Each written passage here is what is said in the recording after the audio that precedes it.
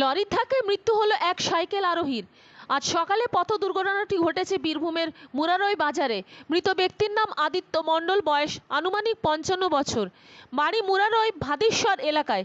এদিন তিনি সকালে সবজি কিনে সাইকেলে করে বাড়ি ফিরছিলেন। সে সময় একটি লরিকে পাশ কাটাতে গিয়ে ধাক্কা লেগে লরির চাকার নিচে চলে যান। ঘটনাস্থলে তার মৃত্যু হয়। লরিটিকে আটক করেছে মুরারই থানার পুলিশ। কিছুক্ষণ আগেকার ঘটনা দাদা, সাইকেল নিয়ে বাজার করে আদিত্য মণ্ডল নামে, যাকে ডাকনাম বিজেপি বলে মুরারই বলে পরিচিত, কিছুক্ষণ আগে সাইকেল নিয়ে বাজার করে বেরোচ্ছিল। যানজটের উপর জন্য সাইকেল থেকে পড়ে যায় বা ধাক্কা লেগে পড়ে যায় এবং লরি চাপা দিয়ে চলে যায়। লরি ড্রাইভার পলাতক, ড্রাইভারে পালিয়ে গেল, সামনে দিয়ে কেউ ধরতে পারলো না। সারাদিন এই ঝঞ্ঝাট লেগে থাকে।